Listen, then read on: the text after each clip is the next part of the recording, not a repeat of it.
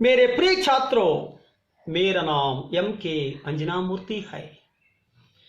मैं पिछली कक्षा में आपको गिल्लू पाठ के बारे में समझा रहा था। छात्रों, आज तक हम गिल्लू पाठ में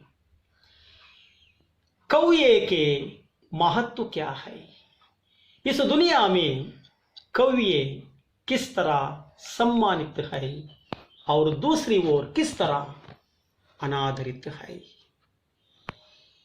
लेखिका महादेवी वर्मा को गिल्लू का बच्चा किस स्थिति में मिला।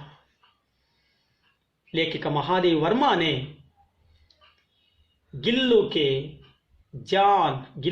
जान किस तरह बचाई आदि विषयों को हम पिछली कक्षा में जान कर चुके थे।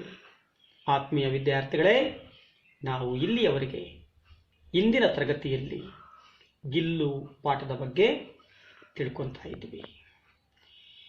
ಈ ಪಾಠದಲ್ಲಿ ಪ್ರಪಂಚದಲ್ಲಿ ಕಾಗೆಗಳ ಸ್ಥಾನ ಏನು, ಕಾಗೆಗಳು ಒಂದು ಕಡೆ ಎಷ್ಟು ಗೌರವವನ್ನು ಪಡೆಯುತ್ತಾ ಇವೆ, ಇನ್ನೊಂದು ಕಡೆ ಎಷ್ಟು ಮಟ್ಟಿಗೆ ತಿರಸ್ಕೃತವಾಗಿವೆ, ಲೇಖಕಿಯವರಿಗೆ ಅಳಿಲಿನ ಮರಿ ಯಾವ ಸ್ಥಿತಿಯಲ್ಲಿ ಸಿಕ್ತು, ಲೇಖಕಿಯವರು ಗಿಲ್ಲುವಿನ ಪ್ರಾಣವನ್ನು ಯಾವ ರೀತಿ ಕಾಪಾಡಿದ್ರು ಮುಂತಾದಂಥ ವಿಷಯಗಳ ಬಗ್ಗೆ ತಿಳಿದಿದ್ವಿ। छात्रों, आज हम महादेवी वर्मा के घर में गिल्लू किस तरह बड़ा हुआ, उसकी कार्यकलाप कैसे थे आदि विषयों को हम जान करेंगे। इस तरह छात्रों, आप सभी को मालूम है कि गिलहरी के बच्चे के बदन पर कौवे के चोंच के दो घाव पड़े थे। इसलिए गिल्लू निश्चेष्ट सा गमले से चिपका पड़ा था। तब गिल्लू ने वो बेहोश गया था, तब गिल्लू बेहोश हुआ था। महादेवी वर्मा ने गिलहरी के बच्चे को उठाकर उसकी जान बचाने की कोशिश की, लेकिन घर के सब लोगों ने कहा दो कौवे की चोंच का घाव लगने के बाद यह गिलहरी का बच्चा नहीं बच सकता है, उसे ऐसे ही छोड़ना दिया जाए।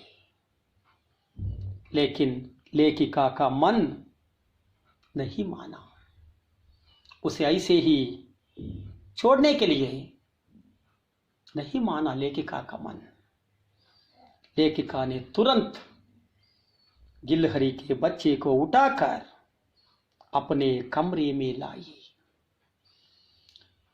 फिर रुई से रक्त पोंछकर पेंसिलिन का मरहम उन घावों पर लगाया।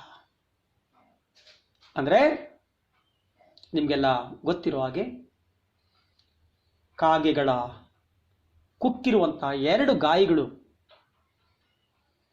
ಆ ಅಳಿಲಿನ ಮರಿಯ ಮೇಲೆ ಬಿದ್ದಿದ್ದವು। ಲೇಖಕಿಯವರು ಅದನ್ನು ಎತ್ಕೊಂಡು ಆರೈಕೆ ಮಾಡಬೇಕು, ಅದರ ಪ್ರಾಣವನ್ನು ಕಾಪಾಡಬೇಕು ಅಂತ ಪ್ರಯತ್ನ ಮಾಡ್ತಾ ಇದ್ರು। ಆವಾಗ ಅವ್ರ ಮನೆಯವರು ಹೇಳಿದ್ರು, ಕಾಗೆಗಳು ಕುಕ್ಕದ ಮೇಲೆ, ಕಾಗೆಗಳು ಕುಕ್ಕಿ ಗಾಯ ಆದಮೇಲೆ ಅದು ಉಳಿಯೋದಿಲ್ಲ, ಯಾಕೆಂದ್ರೆ ಅದೊಂದು ಅಶುಭಕರವಾದಂತಹ ಪಕ್ಷಿ, ಅದನ್ನು ಉಳಿಸುವಂತಹ ಪ್ರಯತ್ನ ಮಾಡಬೇಡ ಅಂತ ಹೇಳಿದ್ರು। ಆದರೆ ಲೇಖಕರ ಮನಸ್ಸು ಒಪ್ಪಲಿಲ್ಲ।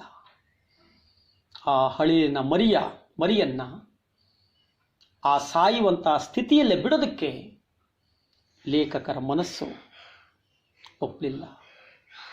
ಲೇಖಕರು ತಕ್ಷಣ ಅದನ್ನು ತನ್ನ ಕೋಣೆಗೆ ಎತ್ಕೊಂಡೋದ್ರು. ಹತ್ತಿಯನ್ನು ತಗೊಂಡು ರೂಯಿ ಅಂದರೆ ಕಾಟನ್ನಿಂದ ಆ ಅಳಿಲಿನ ಮರಿಯ ದೇಹದ ಮೇಲೆ ಏನು ರಕ್ತ ಇತ್ತು, ಆ ಕಾಗೆಗಳು ಕುಕ್ಕಿರುವಂಥ ಗಾಯಗಳ ರಕ್ತ ಇತ್ತು, ಅದನ್ನು ಒರೆಸಿದ್ರು. ಅದ್ರ ಮೇಲೆ ಆಯಿಂಟ್ಮೆಂಟನ್ನು ಹಚ್ಚಿದ್ರು, ಆಂಟಿಬಯೋಟಿಕ್ ಆಯಿಂಟ್ಮೆಂಟನ್ನು हच्चिद्रू. इस तरह 2-4 घंटे तक लेखिका उसका पालन किया, उसकी सेवा किया. 2-4 घंटे के उपचार के बाद उसके मुंह में एक बूंद पानी टपकाया जा सका. ಈ ರೀತಿ ಲೇಖಕರು ಸುಮಾರು 2-3 ಗಂಟೆಗಳ ಕಾಲ ಆ ಅಳಿಲಿನ ಮರಿಯ ಸೇವೆಯನ್ನು ಮಾಡಿದರು. 2-3 ಗಂಟೆ ಉಪಚಾರದ ಬಳಿಕ ಒಂದು ತೊಟ್ಟು ನೀರು ಆ ಅಳಿಲಿನ ಮರಿ ಗುಟ್ಟುಕರಿಸುವಷ್ಟು ಚೇತರಿಸ್ಕೊಂತು. ಒಂದು ತೊಟ್ಟು ನೀರು ಕುಡಿಯುವಷ್ಟರ ಮಟ್ಟಿಗೆ ಚೇತರಿಸ್ಕೊಂತು. इस तरह 2 दिन के बाद तीसरे दिन वह अच्छा हुआ. सब घर के सब लोगों के मन में इस गिलहरी के बच्चा के बारे में भरोसा हुआ, इसे कुछ नहीं होगा, यह जीवित रहेगा. ಆಮೇಲೆ 2-3 ದಿನದಲ್ಲಿ ಲೇಖಕಿಯವರು ಅದೇ ರೀತಿ ಸೇವೆ ಮಾಡಿದರು. 2-3 ದಿನದಲ್ಲಿ ಅಳಿಲಿನ ಮರಿ ತುಂಬ ಚೇತರಿಸ್ಕೊಂತು. ಎಷ್ಟರ ಮಟ್ಟಿಗೆ ಅಂದರೆ ಮನೆಯಲ್ಲಿ ಎಲ್ರಿಗೂ ಅದರ ಬಗ್ಗೆ ಒಂದು ಭರವಸೆ ಬಂತು. ಇನ್ನು ಇದಕ್ಕೆ ಏನೂ ಆಗಲ್ಲ, ಇನ್ನು ಇದರ ಪ್ರಾಣಕ್ಕೆ ಯಾವುದೇ ಅಪಾಯ ಇಲ್ಲ ಅಂತ ಒಂದು ಭರವಸೆ ಬಂತು. बाद में लेखिका के उंगली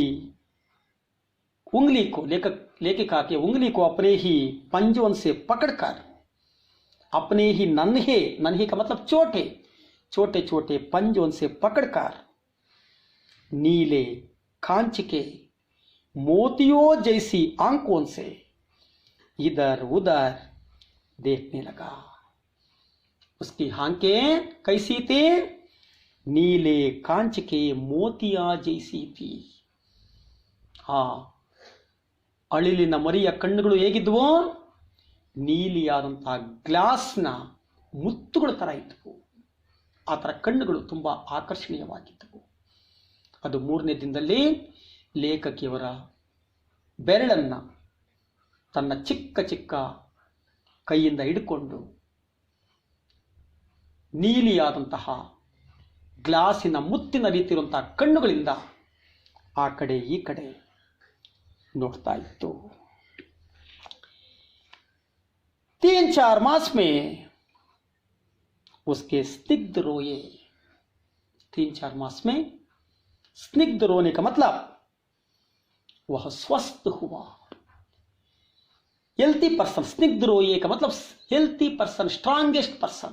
इस तरह 3-4 मास में वह मजबूत हुआ, स्वस्थ हुआ.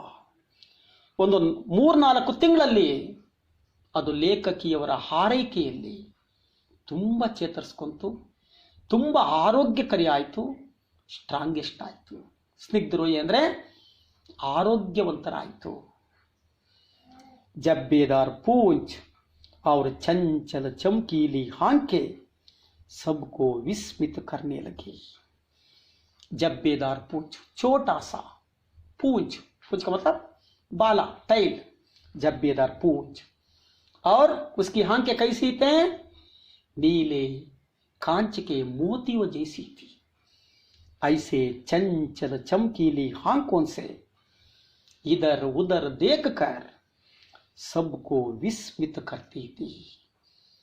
ಚಂಚಲ ಚಮಕೀಲಿ, ಚಂಚಲ ಅಂದರೆ ಆ ಕಡೆ ಈ ಕಡೆ ನೋಡ್ತಾ ಇರೋದು, ಒಂದು ಕಡೆ ನೋಡಲ್ಲ. ಚಂಚಲ ಅಂದರೆ ಚಂಚಲ ಮನಸ್ಸು ಅಂದರೆ ಒಂದು ಕಡೆ ನಿಲ್ಲದೆ ಇರೋದು ಅಂಥದ್ದು. ಅದೇ ರೀತಿ ಈ ಅಳಿಲಿನ ಮರಿಯೂ ಸಹ ಒಂದು ಕಡೆ ನೋಡ್ತಾ ಇರಲ್ಲ, ಒಂದ್ಸರಿ ಆ ಕಡೆ ನೋಡೋದು, ಒಂದ್ಸರಿ ಈ ಕಡೆ ನೋಡೋದು, ಆ ಥರ ನೋಡ್ತಾ ಇತ್ತು. ಚಮ್ಕೀಲಿ ಬ್ರೈಟ್ನೆಸ್, ಹೊಳೆಯುವಂತಹ, ಚಂಚಲವಾದಂತಹ, ಹೊಳೆಯುವಂತಹ ಆ ಕಣ್ಣುಗಳಿಂದ ಆ ಕಡೆ ಈ ಕಡೆ ನೋಡ್ತಾ ಇತ್ತು. यह देखकर सबको ವಿಸ್ಮಿತ ಹೋತೆ थे. ಇದನ್ನು ನೋಡಿ ಎಲ್ಲರೂ ಆಶ್ಚರ್ಯಚಕಿತರಾಗ್ತಿದ್ರು. ಇಷ್ಟು ಅವಾಗ ನೋಡಿದ್ರೆ ಸಿಕ್ಕಿದಾಗ ಹೆಂಗಿತ್ತು, ಇವಾಗ ನೋಡಪ್ಪ ಎಷ್ಟು ಬೇಗ ಚೇತರಿಸ್ಕೊಂತು, ಅದರ ಕಣ್ಣುಗಳು ನೋಡು, ಅದರ ಆ ಚಟುವಟಿಕೆಗಳು ನೋಡು, ಅದರ ಕಾರ್ಯ ನೋಡು, ಅದರ ಬುದ್ಧಿ ನೋಡು.